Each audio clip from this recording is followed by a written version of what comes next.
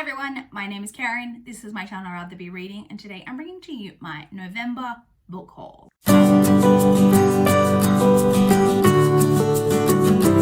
So November ended up being a month where I acquired a few more books than I had planned. So let's just jump straight in and talk about everything that I acquired this month. So as always, we will start off with the library books that I picked up this month.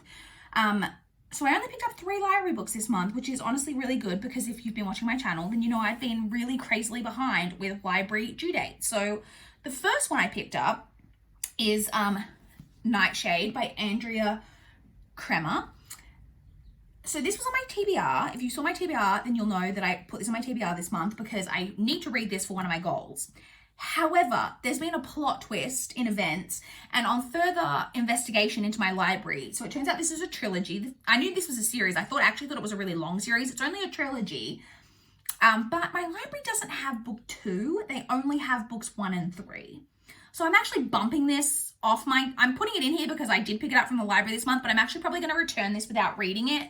I have put in a request to my library to buy book 2 so that I can hopefully read the entire trilogy, but I don't want to read book 1 and then have no way to read book 2 because the ebook is like $12 and I'm not spending $12 on an ebook. So I'm likely going to return this without reading it, but in case you're interested, it's YA paranormal about werewolves.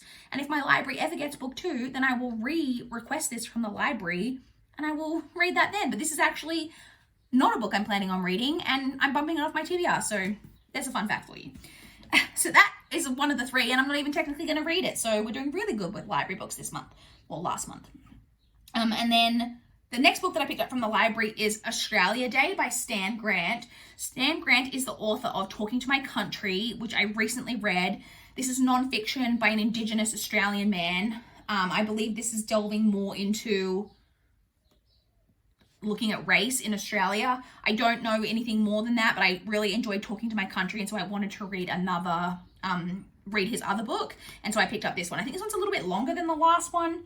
But I look forward to reading this and finding out more about race in Australia. And then the final book that I picked up from the library this month is The Glass Blowers by Daphne du Maurier. So I regularly have a classic of some sort out from the library, and I read Far From the Madding Crowd last month, and so I just perused the classic shelves as I do, and I believe that this is the last Daphne du Maurier that my local library has that I haven't read. And so I thought I might as well finally give it a go. I've loved Daphne du Maurier. Rebecca's one of my favorite books of all time. I've really enjoyed My Cousin Rachel, really enjoyed Jamaica Inn. I liked, oh my God, I'm having the one about the boat, the pirate ship. What's the one about the pirate ship called? I can't remember. I'm having a mental blank. That one. I didn't love The House on the Strand, but I have no idea what this is about, which is really terrible of me, but I'm going to give this one a go. And so I picked up that from the library. So that's it for library books. Before we get into the physical books that I picked up this month, let's talk about ebooks. So I actually have very few ebooks to talk about as well. So in terms of ebooks that I purchased, I only purchased 1 ebook in the entirety of November, and that was Meddling Kids by Edgar Cantero. So this one was on sale for, I think it was $1.99. And this one is set in the 90s. It's basically almost like a Scooby-Doo like type of story. So it's following. So in the 70s, there was this group of kids who were like a mystery solving detective group of kids. They had a dog as part of their team, very Scooby-Doo. And they solved their like final case or whatever in the 70s. And we're now following them in the 90s when they've all separated. Their lives have kind of gone downhill, and they're kind of looking back on their final case and trying to, I don't know if they're trying to still solve it, if it went unsolved. I'm not sure. I was looking at that. I've always been very interested in that. A Scooby-Doo type story sounds incredibly interesting.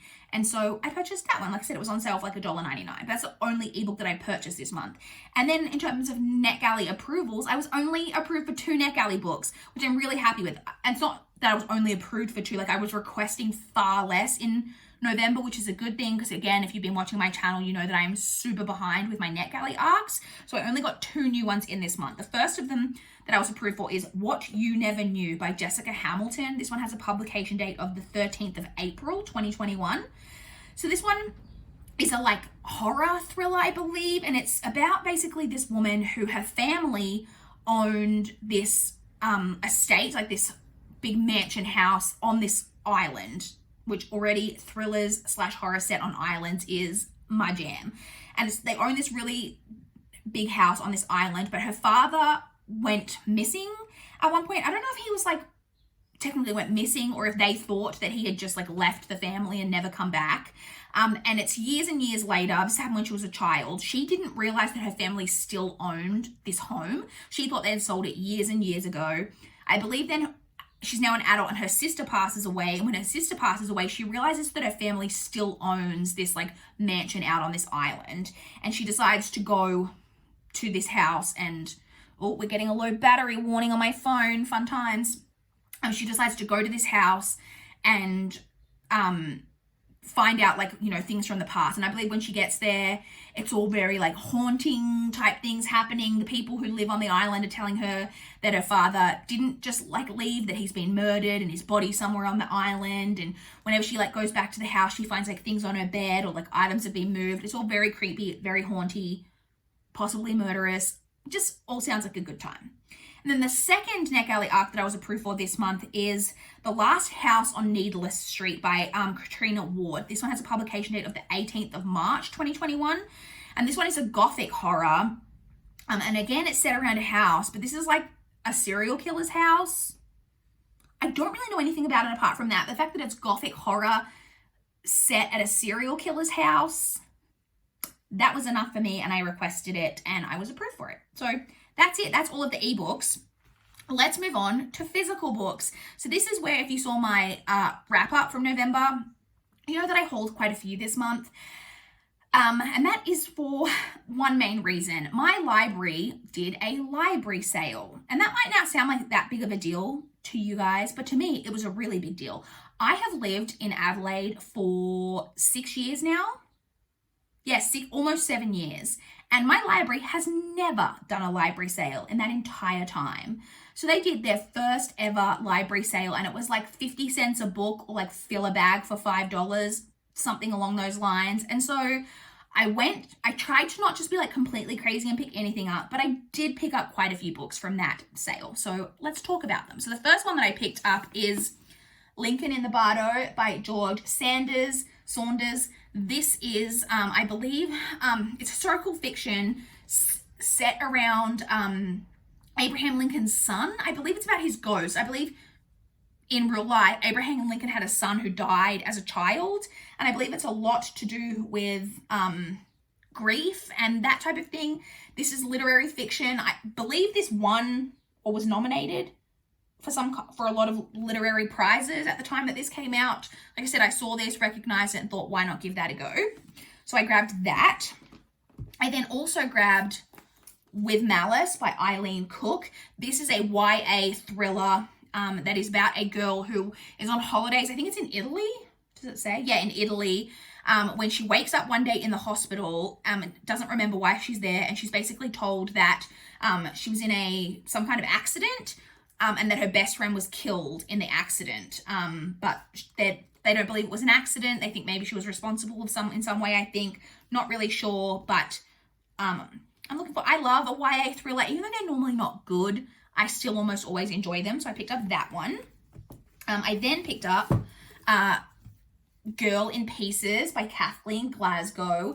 This is another YA, and I don't actually know what this is about. And there's no synopsis. Oh, yes, there is. I believe this was a mental health book. Like mental health YA. I recognized it. And like I said, these books were 50 cents. I was trying not to go completely ham.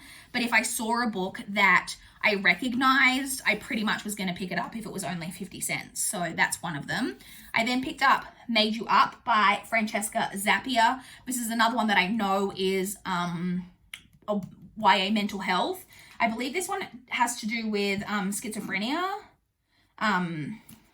This one doesn't have a synopsis. It's one of those ones where on the inside cover, it's just like a excerpt from the book. It's not a synopsis.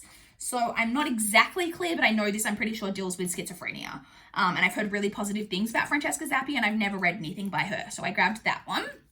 I then grabbed one Lovely War by Julie Berry. This one I was really excited to see there because my friend Mel has read this book and loved it. So this is historical fiction. I believe it's World War II. Is it World War II? I don't actually know. I think it's World War II, but the story is being narrated by different gods, if I recall. I don't really know anything about it apart from that, except that Mel loved this, and I have heard a few other people talk about it on BookTube, and it's got really positive reviews overall, and so, like I said, it was 50 cents, so I grabbed it. I then grabbed Just Mercy by Brian Stevenson. So this has been on my TBR for a while, and I actually have a copy out from the library right now. And so I just thought for 50 cents, why not grab a copy? And then if I don't get to it from my library in time or whatever, I can just read my own copy and don't have to like stress about it. So this is nonfiction about the justice system in America and the way that it relates to Black men and their incarceration rates. And so like I said, I've had this on my TBR. I'm actually hoping to read this really soon from the library, but if I don't get to the library copy, I've got this copy that I can just read at my leisure. I then grabbed Before the Storm by Diane Chamberlain. This is, I don't know. This is Diane Chamberlain, and Diane Chamberlain's got like a huge backlist, and I've never read anything by her before, but I read earlier this year The Dream Daughter, which is her most recent release, and loved it. And so when I saw this book by her, I thought I really should give more Diane Chamberlain a go, and so I grabbed this. I'm not actually sure what this is about, and I didn't realize that this is like a large print edition, and I feel like this is like extra large, because like look at the size of that font. So anyway, I grabbed this, thought I'd give it a go. Like I said, I do want to try more of Diane Chamberlain now that I know that I've really loved a book by her. And so I just grabbed this one randomly. I'm sorry that I can't tell you what this is about. It says something about 15-year-old Andy Lockwood is special. Others notice that he's more child than teenage. Also, it's about a boy with mental disabilities. So I grabbed that. So they're the ones that I grabbed from the library sale. But then, you know, we were out. So I went to this library sale with my mum. We were out. We were in the mood to bookshop. And so we went to Savers as well, and I picked up 4 books from Savers as well. So the first of those that I picked up was Spinning Silver by Naomi Novik. Now this one I've read, but I had actually had it on my wish list to buy a physical copy of, and so I saw it there and was like, perfect, I can just buy this secondhand copy. It's in like pretty decent condition, and this edition matches the edition that I have of Uprooted. I'll quickly put a picture up of the Uprooted cover that I've got, but this is like the matching edition to that.